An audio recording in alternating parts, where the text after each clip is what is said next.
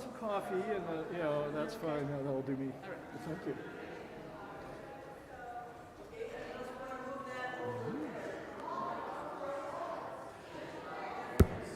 Yeah, good morning, everybody. I have a friend in the hospital who has pneumonia that I visit every day, so I'm going to be careful and wear a mask when I'm out in front of everybody, if that's okay. I'd hate to get him sick. Good. Yeah.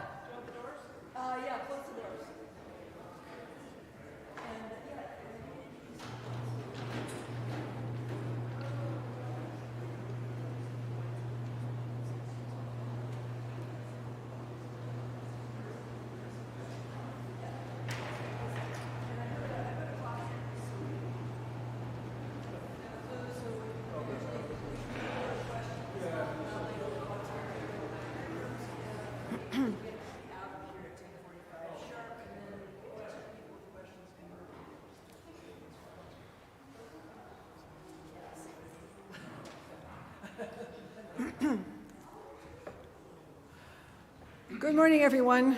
I hope that you, along with myself, are thankful that we have a day of sunshine without wind. As a gardener, I was out this morning at 6 putting in the remainder of my seeds. It is an enormous honor for me to introduce somebody who, to me, represents part of the best part of Colorado Springs. It's even greater honor when another one of my favorite former council people is in the audience. So thank you for this wonderful day of wonderful people and weather. I've known Richard for a really long time. We're both Colorado College graduates, although I am older than he is, so we were not in the same class. Some of you may remember a number of wonderful things that he started, conservation hardware, and he was involved with Planet something. The Daily Planet, I knew I was getting that wrong. It was not Superman, it was about conservation and sustainability, way before other people in Colorado Springs had discovered it. And of course, behind every very successful man, there is always an even more successful woman. And I'm sorry that Patricia is not here because she is also a woman of very many talents and delightful as well. I could go on forever and talk about Richard, but hopefully most of you are well aware of him. I will mention a particular topic of interest of mine. Some of you may have been here in 2004 when the graduation speaker at Colorado College was the author of Fast Food Nation. I don't know if any of you were here. We got him just because he'd been the graduation speaker at Colorado College. Fast Food Nation is about Colorado Springs. And if you read the business section of the Gazette, you might be as dumbfounded as I am that almost every Thursday there's an announcement of a new fast food restaurant in Colorado Springs, taking us back to Fast Food Nation. So I eat frequently at Rico's or Poor Richard's. It is not fast food. Richard makes special efforts to buy food locally, to serve healthy food, to offer composting. So please, don't perpetuate the identity of Colorado Springs as Fast Food Nation, and choose carefully when you choose where to eat. Thanks. Don't forget the toy store, and I'm also supposed to announce that next week is going to be a surprise to us as well as to you.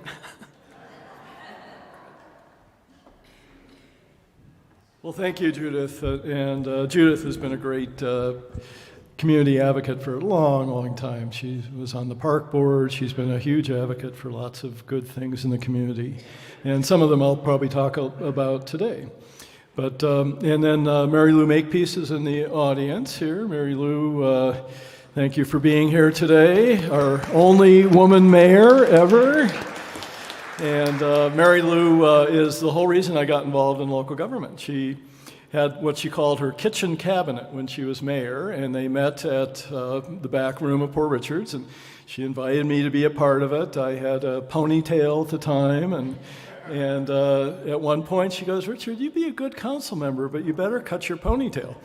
And so I did, and I ran for council, and of course every article in the paper was Richard Scorman, who just cut his ponytail, and as the gay rights advocate is running for council. And I won, and I served with Mary Lou, and what an honor to serve with her, and the good things that we did way back when. And I've been elected 4 times. I've run 5 times for local office and lost for mayor to Steve Bach. I lost in 2011.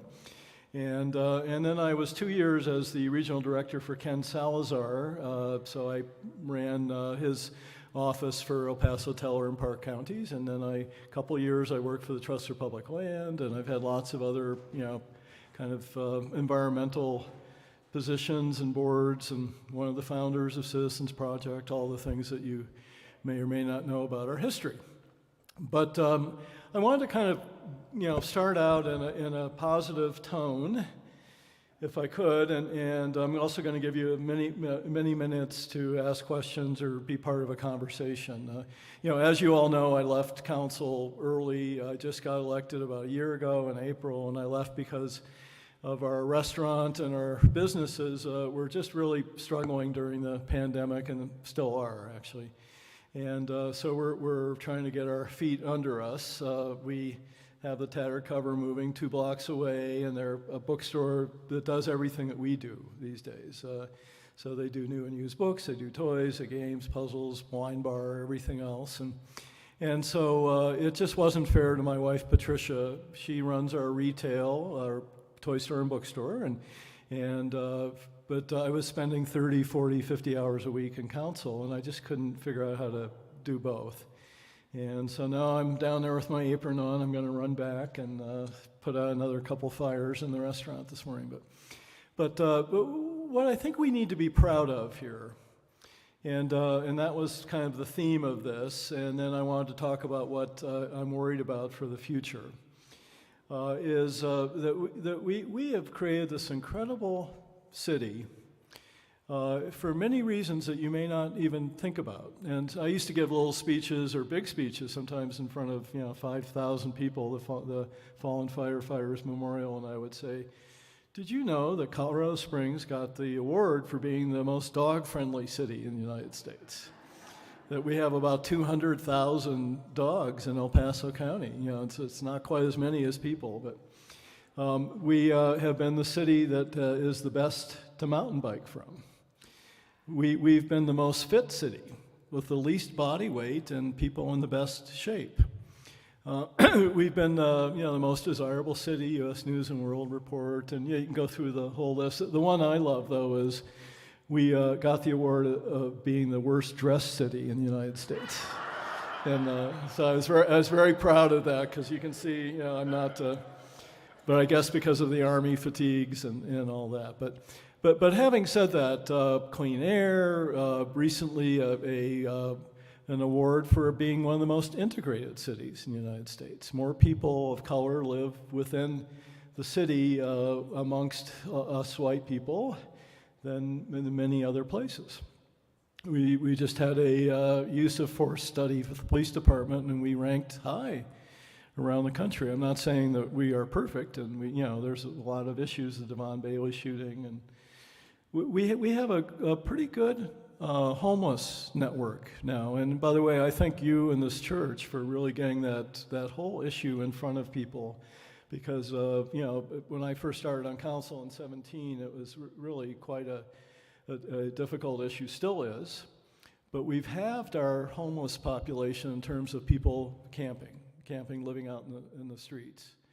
We have 800 low-barrier shelter beds, so we have a good safety net for people, even if they're inebriated or they're using, as long as they're not using on the premises, they can come with their dogs.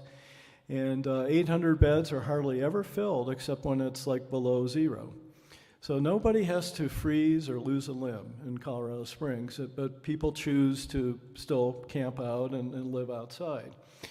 But we also put together several programs that are innovative that you may not know about or be proud of in this city. But we were ahead of Denver in many places in the country in terms of our CARES program, where we were reaching out to calls to service for people that were having mental health and substance use and domestic violence calls with professionals, not with police.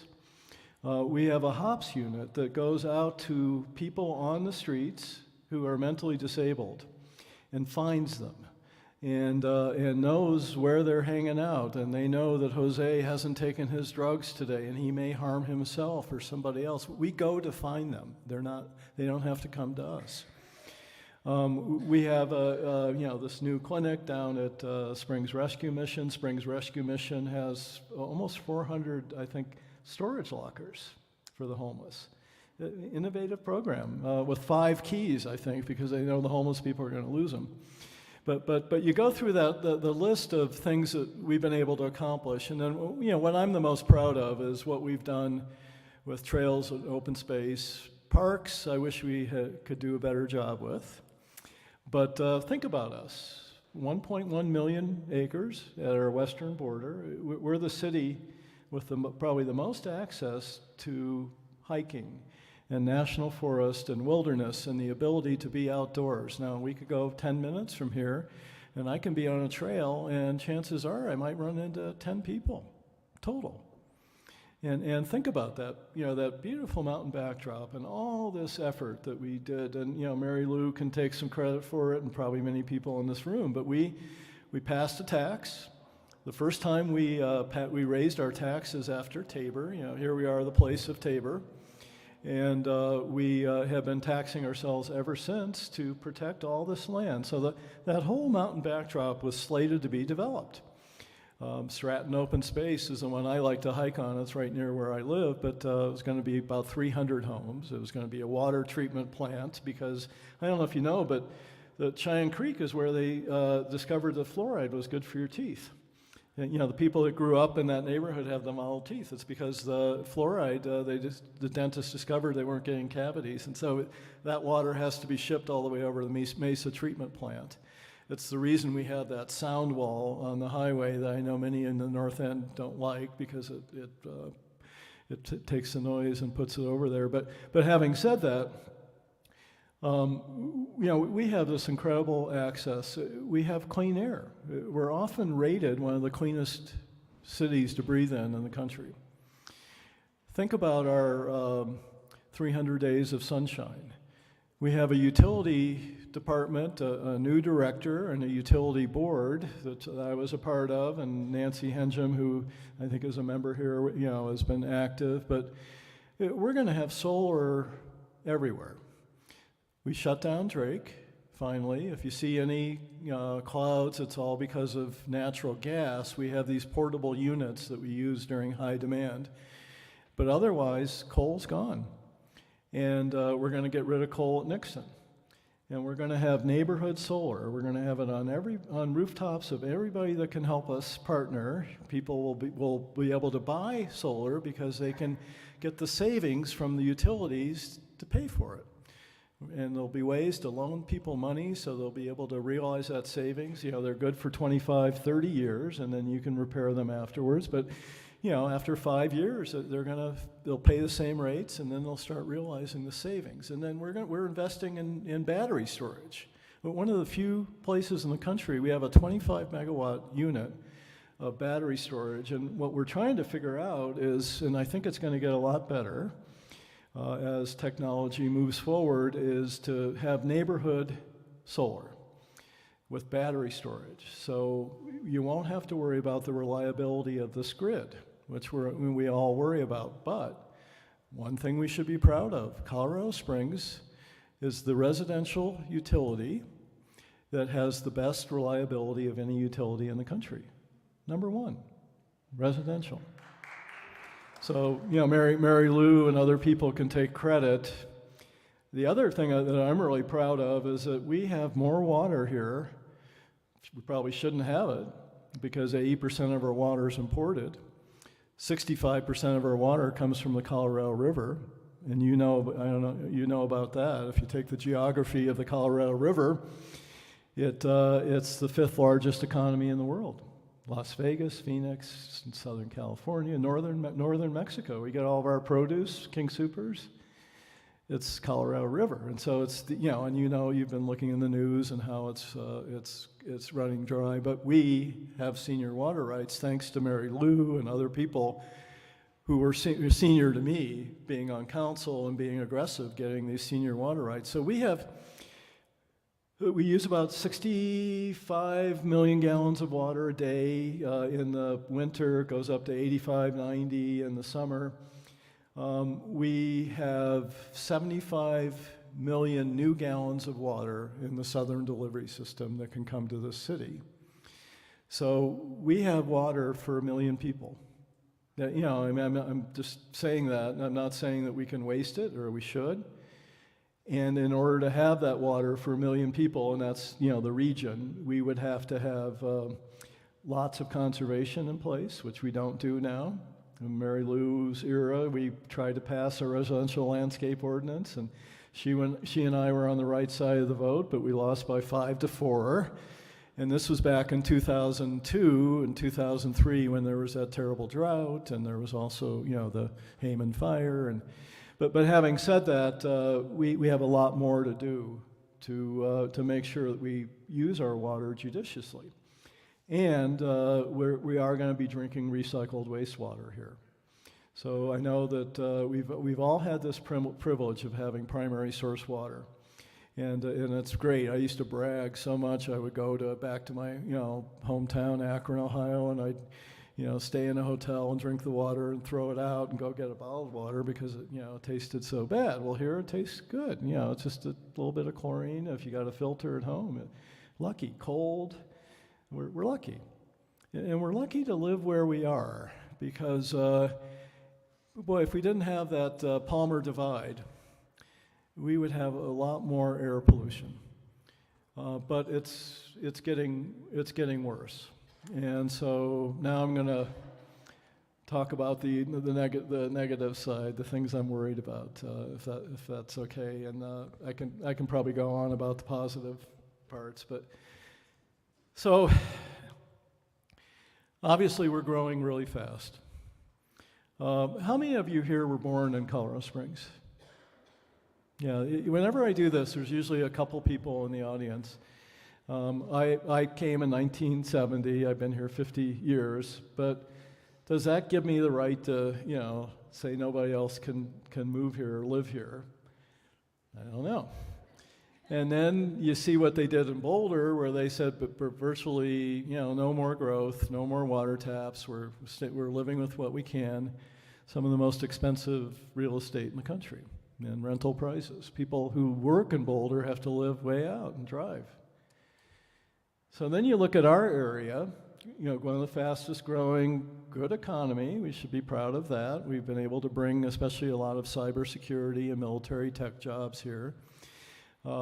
We have booming downtown. It's great. We're going to have 5,000 residential units in downtown, by the way, over the next 3 years. 5,000 people are going to live downtown. There's going to be a free shuttle, electric buses that you can hop on so you don't have to worry about parking in front of Port Richards and plugging your meter. But having said that, we are not preparing for our growth. A lot of the growth is happening in the county. A lot of the urban level development's happening in the county. So half of the building permits are in the county. And the county commissioners, God bless them. I'm friends with most of them, and I'm not saying, that they're terrible people, but they do not believe in government regulation, and they do not want to have, any rules in place as much as they can. It's the free market that rules the roost. Well, Falcon may be 50,000 people. And by the way, it's about $30,000 more to build a house in the city than it is in the county. Well, why? Because we have a park dedication fee, we require stormwater, we require you to put the utilities in, and we require you to have houses that are more efficient, and we require you to have certain kinds of landscaping, and you can go through the whole list. If you have a road near you and where your development is creating too much traffic, you have to build more, help build that. So yeah, let's have Colorado Springs be in the county is what's turned out. So I was on council 3-4 years ago, and the Cherokee Water District, which represents Cimarron Hills, came to us and said, you need to annex us. We don't have the ability to deal with our stormwater, and we're going to run out of water down the road. And we said no. It's kind of right near Colorado Springs and surrounded. But why did we say no? Because they built the whole thing wrong. No ADA, No water conservation. Why would we take them on and have to spend all this money getting it up to date? And by the way, we've been sued a lot for ADA issues, and we're finally getting better about that. Again, Mary Lou and I were probably talking about that years ago. But so our blessing here is that we're conservative, and that's good. Government should be accountable. We shouldn't waste taxpayers' money. We should have the ability for people to weigh in about what they want and what their taxes go for. But that's our curse. Let business just do what they want. It's give them the keys and they'll do, if it's good for business, it's good for everybody. Well, it's not. We have an affordable housing crisis that has been festering for years. We have, my guess is maybe 30, 40,000 people that just can't afford to live in Colorado Springs. Some of them are moving out east because it's cheaper, but they can't afford it. Seniors are being hit the hardest. I probably spent a third of my time on council the last 4 years helping seniors not be evicted, because there was no place for them to be. And their apartments were being bought by these out-of-town developers, mostly from Denver, that wanted to go in and renovate and create a market level or whatever apartment. And these people are on fixed incomes and didn't have the ability to do anything, to go anywhere. And that's the tip of the iceberg. They say 40 to 50% of the renters in Colorado Springs are compromised.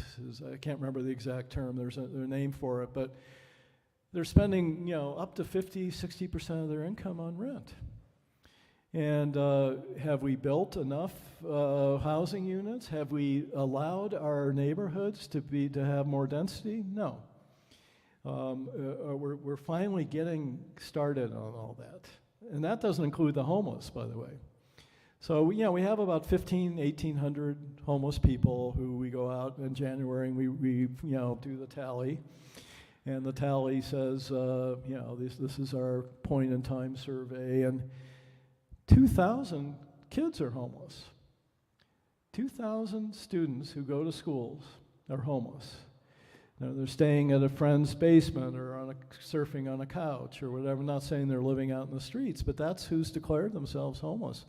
You got the 1,500 that have, but who knows how many other people are temporarily homeless or living in their cars or staying in a garage somewhere. You can go through that whole list.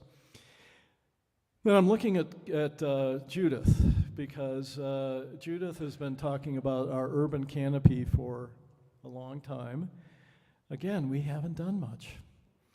So we have a 19% urban canopy. 19% of our land mass has some trees. Then we have the emerald ash borer marching down from Castle Rock, from Douglas County. It's if you think about some of our neighborhoods, like Village 7, Rustic Hills, those are all ash trees. We were dumb in the 70s, and we built monocultures. The tussock moth, we have the pine beetle, who knows what else is looming out there. But the average city in Colorado Front Range is 25-30%. They planted 500,000 trees under Hickenlooper in Denver. They got ahead of it. So what utilities is powering for right now is air conditioners. We used to have a peak demand at Christmas, everybody plug in their lights and have parties, but now it's air conditioners in the summer. They're talking about 75% saturation of air conditioners in Colorado Springs. And over the next 5 years, 75% of us will have air conditioners. So what does that mean? It means putting a lot more heat out into the atmosphere. So our heat envelope is 2.5 degrees hotter than the rest of the Front Range. So, and it's only growing. And then you take parts of the city like the southeast, it's 4 to 6 degrees, up to 8 degrees hotter than the rest of the city, because we built it without trees. Then we have all this dark pavement. We allow for attics to be huge. We don't have the most insulation that we need to keep the heat and the cooling in.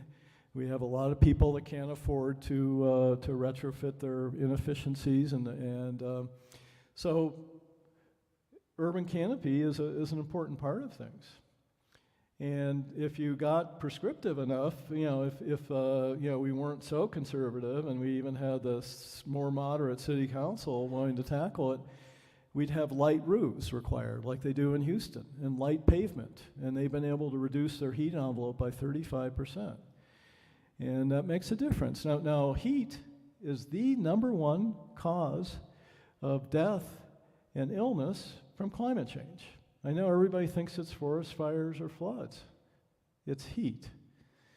People that are low income don't have the ability to keep themselves cool. Older people struggle. Then you add the other doom and gloom. I'm sorry if I'm being depressing here, but ozone.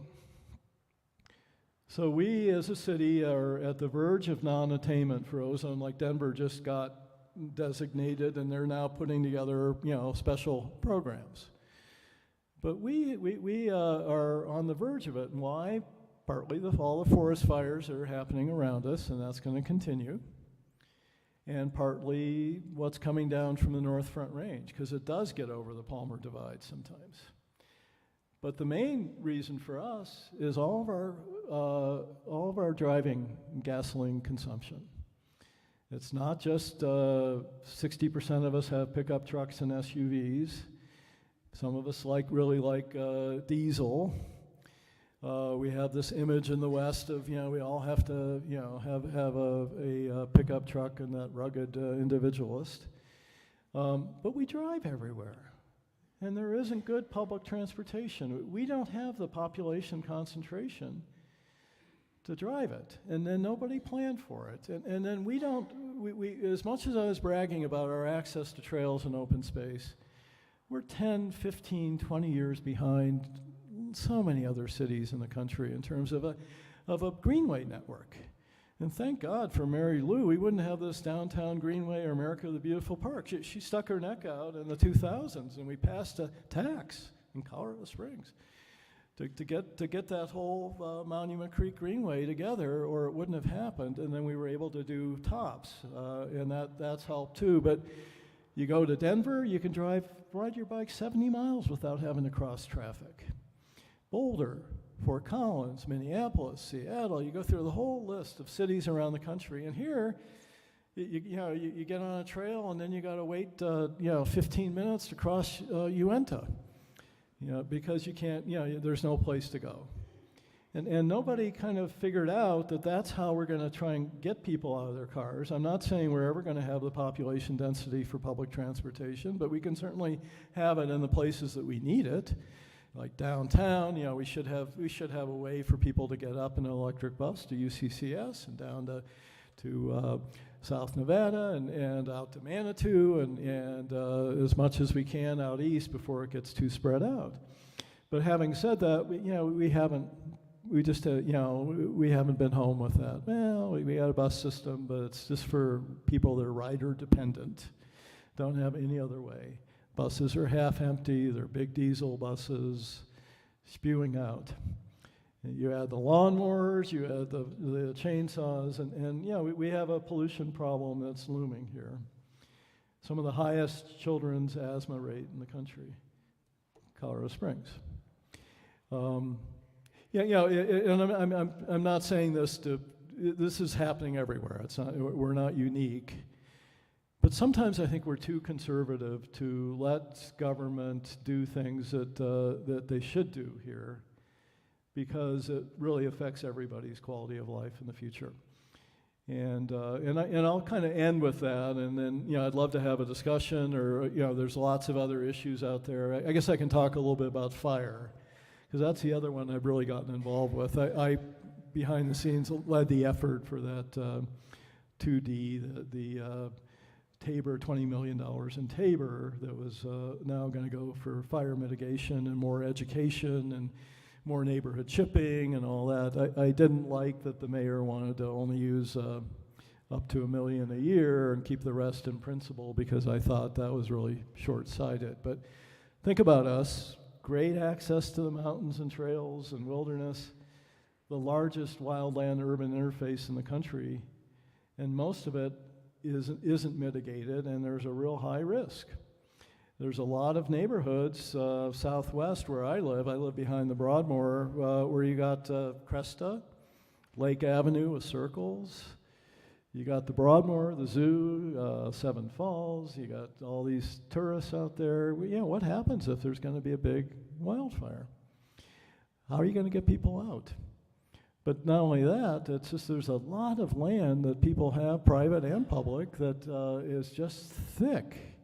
We did a good job after Waldo Fire, but that was 2012. Lots of good mitigation. We did $45 million of drainage work and fire mitigation after Waldo Fire. Not much these days. And so we need to figure out how to get together as a community and understand that this is our biggest risk. And it's not just fire, but after a fire, you saw what happened after the Waldo Fire, but you couldn't have scripted a worse place to build a city with so many impervious surfaces as Colorado Springs. We have one receptacle for our water, and that's Fountain Creek, which, by the way, in the old days was dry about 25% of the year. We built all these impervious surfaces. We have huge elevation drop, and then we have highly erodible soil. So if it's not pure shale, if it's not the marbles, it's the sand. It's sandstone, like Garden of the Gods. And then you have so many impervious surfaces. I think we meant well back in the 2000s, and especially in the 70s and 80s. Let's build enough parking for everything. But we built too much. And now there's just parking lots and rooftops everywhere. And so I worry about fire, but what the good news is, and I should also leave you a little bit with this, is that when Waldo happened, it burned for 24 hours before anybody responded.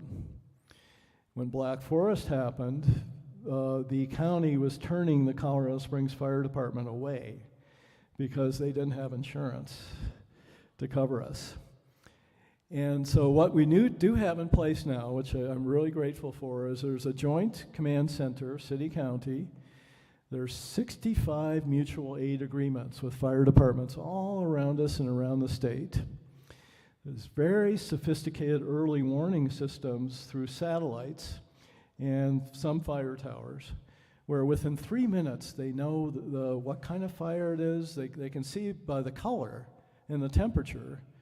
And they know if it's a dangerous fire, if it's a smoking grill. They know all the weather coordinates, and they're getting that word out.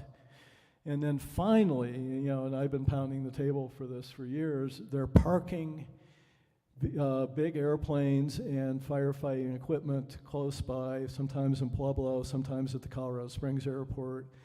The city doesn't have their own helicopters, but I don't know if any of you remember the Bear Creek fire that happened a couple years ago, but we were lucky that there was a bucket helicopter in Pueblo, and we were lucky that the neighbors did a lot of mitigation, and we were lucky that it wasn't 65-mile-an-hour winds, which it was at 6:30 in the morning, but the fire started at 11 when it was 10 or 15. And we were lucky that the South Suburban Reservoir was so close by for the bucket of 60 seconds to dump on the fire. Or we would have lost maybe Skyway, maybe Cheyenne Canyon. Think about Colorado Springs with the mountain backdrop burned.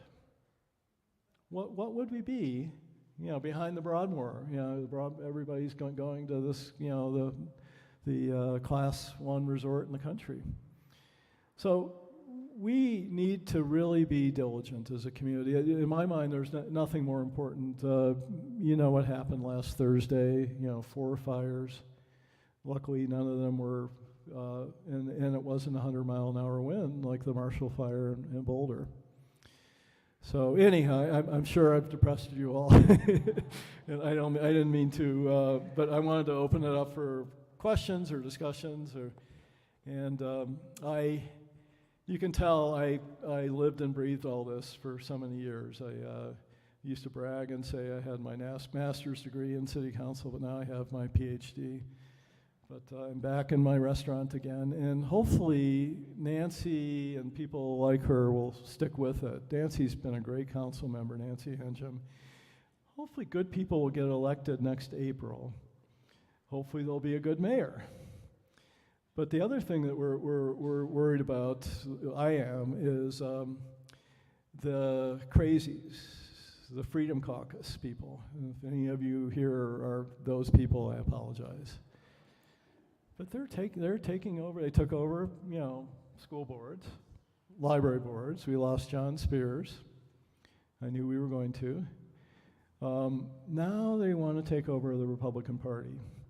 And so there's key primaries. And by the way, if many of you are registered unaffiliated, but you tend to vote Democratic, I know I'm not supposed to make political speeches here, but you may want to look at who you can vote for on the Republican side, because there's some real crazies running against Chuck Browerman, Steve Schlecker, Holly Williams, Cammie Bremer. There's a list of people that if I were independent, which I happen to be, I might vote for the right Republican, because there's only 2 contested Democratic primary seats in the whole region. And I'm not saying, in the final election who you should vote for, but I think it's good, it's smart for us to not let the people that are going to really, there's been people, one commissioner, for example, that's just wreaked havoc with all these boards and all these issues out there. And so, as you know, the rally yesterday, the Roe v. Wade, it's just the beginning. There's a firestorm of people that are engaged like they never have been, and the problem isn't that there aren't a lot of other people that are going to, be able to counteract them. They're just not voting. So this last election in 2021, people under 30, 17% voter turnout. Who voted? The Freedom Caucus. Who changed the District 11 school board? So we all have to be aware and make sure that we're not, and I think everybody in this room is probably a voter, but I can tell, but if you know people that aren't, make sure they do, because it's a minority taking over the country. It's a minority who elected the senators. We have that system where every state gets 2 to protect the rural. It's a minority that took over the Supreme Court. It's not the vast majority of people. 60+% think that Roe v. Wade should be in place, at least to the most extent, and 77 believe in gay marriage. They're taking over, and we have to be really careful. I shouldn't talk about politics anymore. It's a church, sorry. All right, sorry, here I am. Any other questions or thoughts? So I have one question, and this is, since I'm on the team, I get to ask it. When we were we used to drive back and forth to Michigan, and in Lawrence, Kansas, there was a food co-op whose entire parking lot, speaking of parking lots, was covered with solar panels. And then you could, the store was powered by the solar panels. You could plug an electric car in the parking lot while you shopped, and all the cars were shaded. Any thoughts about that around here? And that's going to happen more and more. It really, really will be. Everybody great. Knows it's key. In fact, utilities just had a board meeting where they talked about installing a lot of plug-ins for electric vehicles. They know what's coming. But the covered parking lots also provide canopy. Is huge. Provide canopy as well. Exactly, and it's anyway. Great, and that's what we need to really be vigilant about. But we're going to get better at it. Unfortunately, it just takes time. But yeah, you're right. That's a great idea. Yeah, go ahead. I just wanted to find out the 5,000 dwellings or whatever that they're building downtown. How many of those are affordable? 20%. 20. Affordable or workforce. They're not. They call them workforce for teachers and cops and stuff like that. And that's not enough. No, I know. I'm going to follow up on her question because I'm a grandmother and my grandchildren live in California.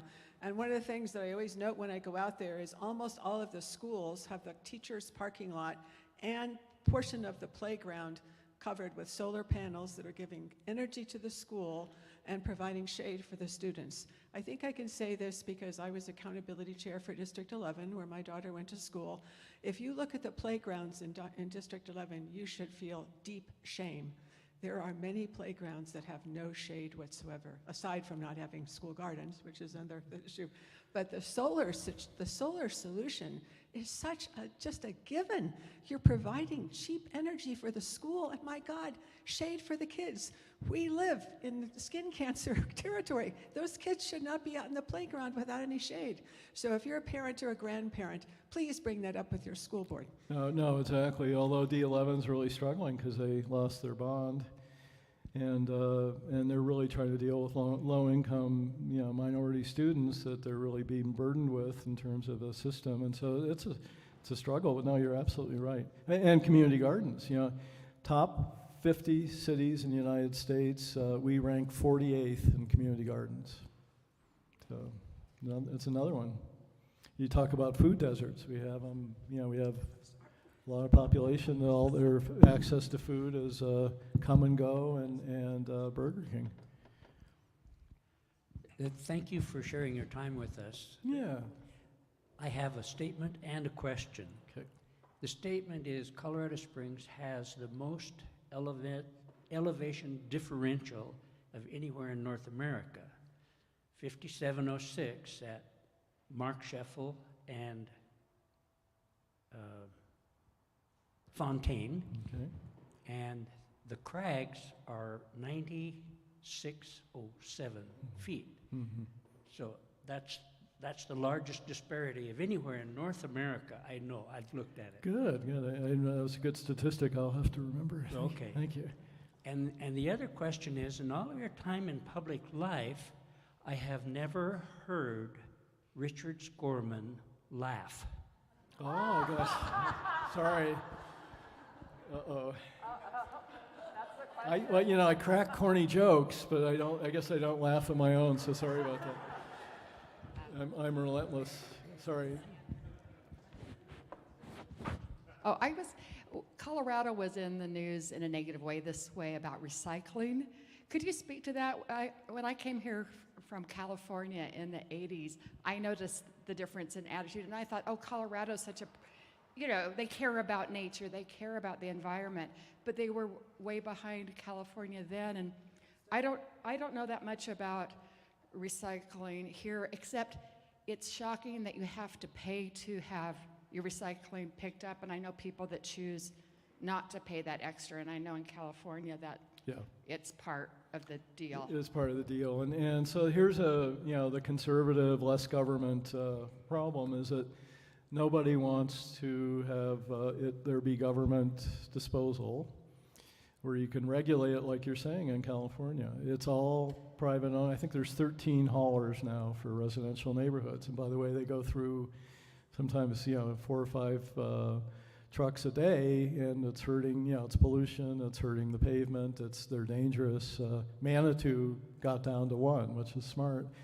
I tried to do that at City Council. I couldn't get my colleagues to go for it, at least to designate specific ones. But yeah, recycling's a tough one. All of Colorado, by the way, it's not just us. Boulder is the one that ticks up a little higher per capita, but it's a tough one. It really is. I struggle with it because, before COVID, and I don't know about now, a lot of the paper was shipped over to China to be recycled. I understood back when, it may not be the case now, is that only 10% of the plastic was really getting recycled, and plus it took a lot of energy to recycle it. And what was aluminum and cardboard were the ones that were really valuable that you could usually recycle locally, and it had a benefit in terms of the environment. But yeah, it's a hard one, isn't it? Because we're meticulous, and we industrial compost at our business, but we have everything in compostable cups, and you can't put this in your garden. It doesn't break down. So you need an industrial composter. They only offer it for commercial, and it's only 2 companies. GFL and Waste Management.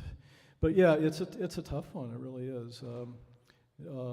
Just bags alone, plastic bags alone. We tried to have a fee to encourage people to bring their own bags, and council said no. It was hard. Oh, hey, Jim.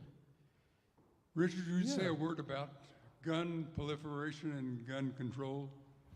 Yeah. So here's another hero, by the way. If you haven't ever recognized Jim, one of the few ministers that spoke out after Amendment 2, and this is one of the few churches that people who were gay, LGBTQ plus, felt safe. He took a lot of heat, probably death threats, and boy, he was just a godsend to this community. Think about that era. That was a dark era. 1990, more evangelical ministries than any other place in the country, over 100 here, and think tanks for anti-gay movements around the country, Colorado Springs. And now Mayor Suthers welcomes the Gay Pride Parade. Mary Lou was the first. And you should thank her for that. She stuck her neck out. It wasn't an easy period. But Jim, guns is a huge, huge issue. More so in Colorado Springs than many other places. Because of the military, there's a culture for it. And there's a lot of conservative people that feel like this is their right. I tried when I was on council after Mary Lou left, to not allow guns in parks. And I had to be escorted into meetings because people were so, Richard Scorman's taking away our guns, and, go after him. But the police hate it. As long as you are 21 and you haven't been convicted of a felony, you can have an AK-47 on the dashboard of your car, and it's fine. Because it's our right to carry a gun. That's what the Second Amendment said.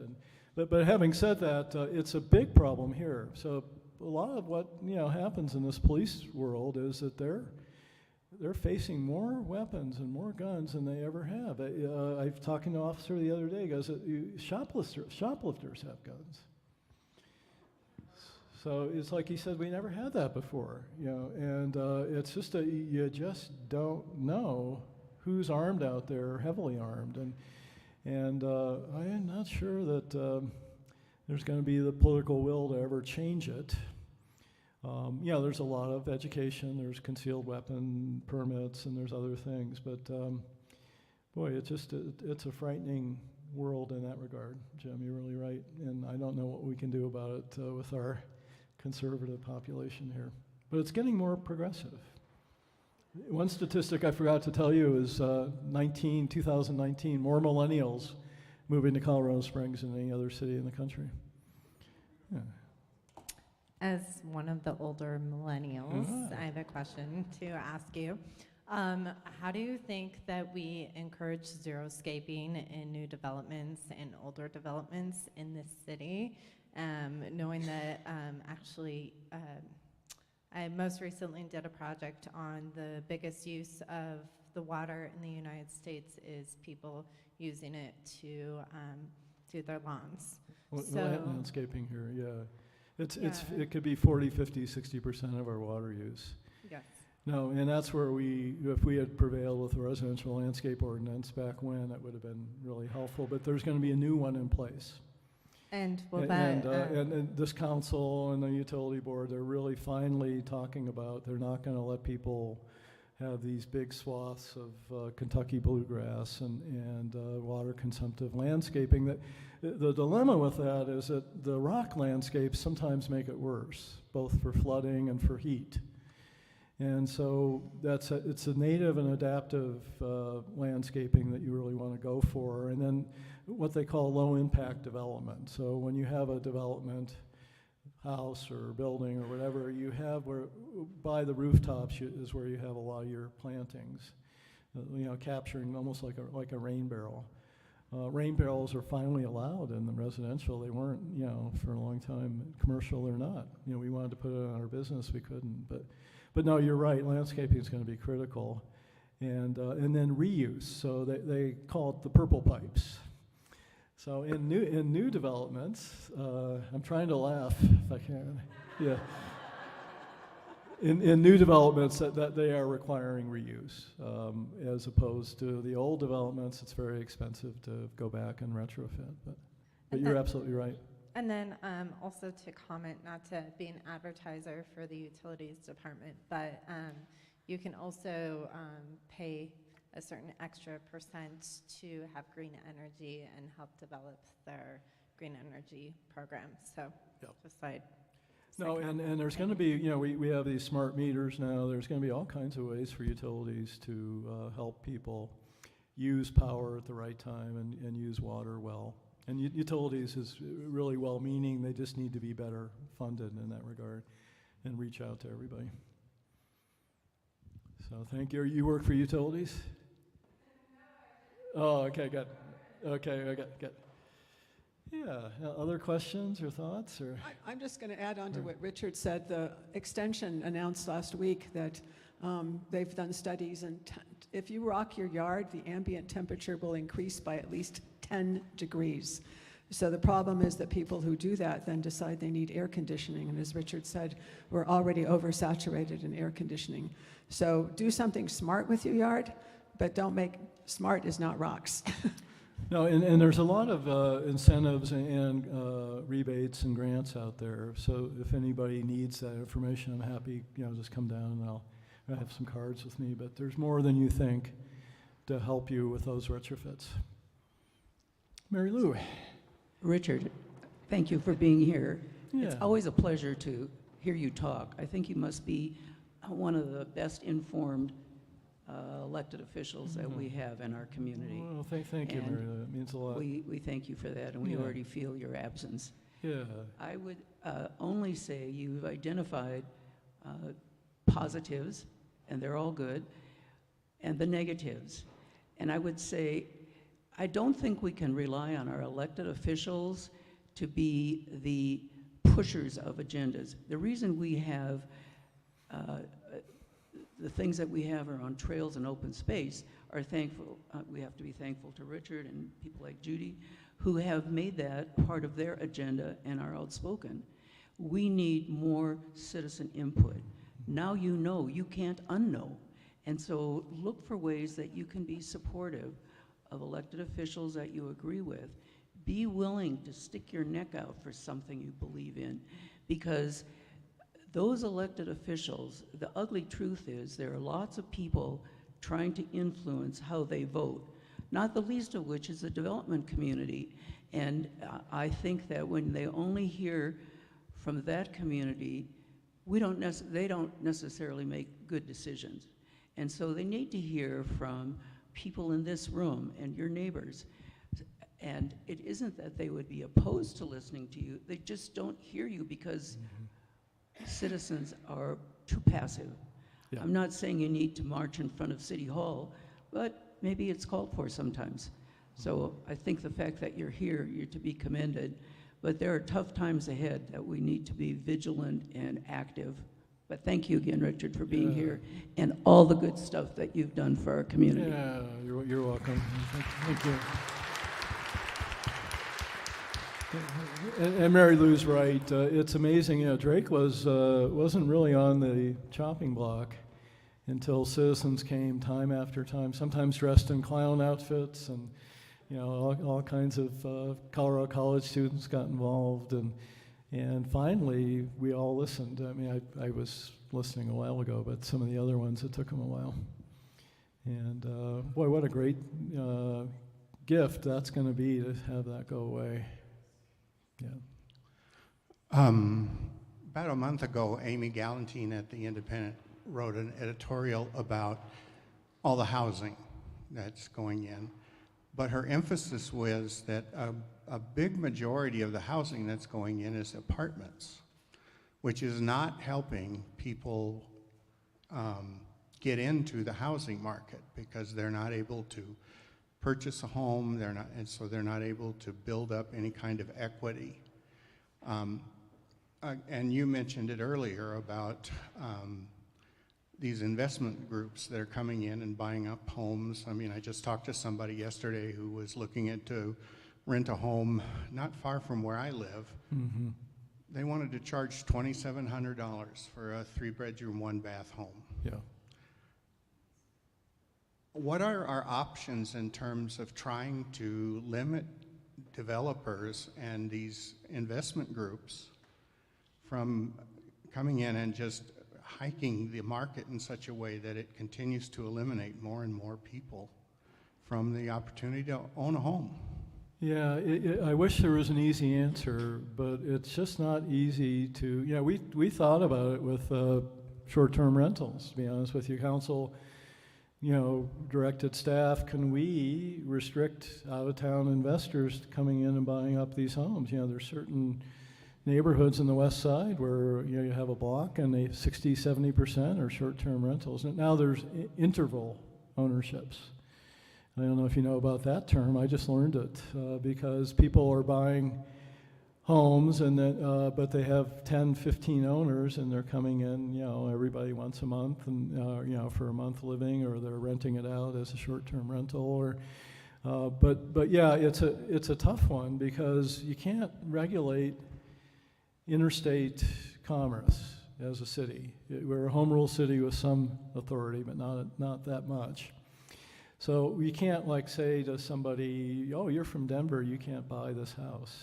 You can't sell it for what you would normally and rent it or whatever. So the key is, unfortunately, it is apartments and is varieties of housing. And it's a hard part for some people in this room, I know, because nobody wants to see apartments or garage housing or houses divided up in the North End, for example. I understand it's a historic neighborhood and it does create more traffic and devalue, and same thing on, you can go on the Broadmoor West Side, Skyways, all those places, no more apartments, even if there's a basement that somebody could rent out. But I think that's going to be the key, and I don't know how to affect that single-family home market.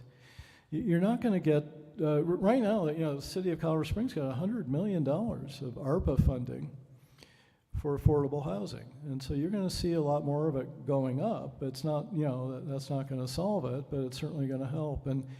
But if there was zoning that allowed for more density, that's how it's going to happen. Our millennial friend over there knows that many of the people in her world are okay with a small apartment or micro apartment because they're on their bikes, they're outside, they maybe want to have one car instead of 2 or 3 like many of us have had.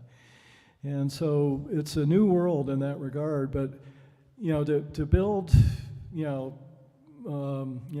mile after mile of affordable houses so people have a single family home to get into, I don't think it's going to happen. Now there may be a recession and then the market's going to bottom out, but I wish I had an easy answer to that. Yeah. Last question. So, Richard, this fall, I think there's going to be a large group of us who are going to campaign heavily to adjust what we consider to be a grave mistake. In the 2008-2009 recession, Parks Department lost more staff than any other department in the city. And today, in 2022, the park budget is not yet what it was in 2008, if you can imagine that. And the population of Colorado Springs has increased substantially in that time period. So Parks is egregiously underfunded. And that's one of the big issues in terms of the tree canopy. Forestry just doesn't have any money. They have absolutely, when I was on Parks Board, there were 4 different funds for planting street trees. Today, and since the recession, there is no fund, no replacement fund for street trees. So if they die because of the drought, or I'm sorry to say more frequently, because some drunk idiot in a car ran into the tree and killed it, there is no fund for replacing street trees. So think about that when you talk to candidates in the city about, can we please just at least restore what we had back in 2008? This is not, this is not for the city of trees. Palmer, he realized this was a great place to live, except for there was no water and no trees. And he made so many efforts to make sure that we had water, trees, and parks. So let's honor our founder and bring that Yeah. funding back. Yeah, another 48 that were 48 out of 100 in terms of park funding per capita in the country, Colorado Springs. You know, if we think about why we all love to live here, it's the outdoor life. Now, I'm not saying there isn't a lot of access to national forest and other things, but no, she's absolutely right. When I left in 2006, it was $19 million park budget. Now it's about 21 million, but and it went down to 6. Yeah. Well, I probably have bored you enough and haven't laughed enough up here. So. And if anybody wants to, if you have time, you can continue to talk in the founders room, because we have to abandon this room to get ready for the service. Next week we will have a mystery forum, as Judy mentioned, and we'll find out when you do, I guess, who's speaking. Yeah. And that'll be our last one for the year. Of course, we have John Dorhauer, the president of the entire United Church of Christ, is going to be here during the forum hour, not technically a forum, but doing a Q&A, and then the service on that one. And then it'll be summer. Yeah, and you know, if I can just thank you and the church for all you've done for the community. You've really stepped up and around the homeless issue, COS, I love you, all the different issues that you've gotten involved with as a downtown church. And I just don't know if people appreciate you enough, but I'm always touting how wonderful it is to have you as a church that really cares about the community. So thank you as well as thanking me. Yeah, and patronizes businesses.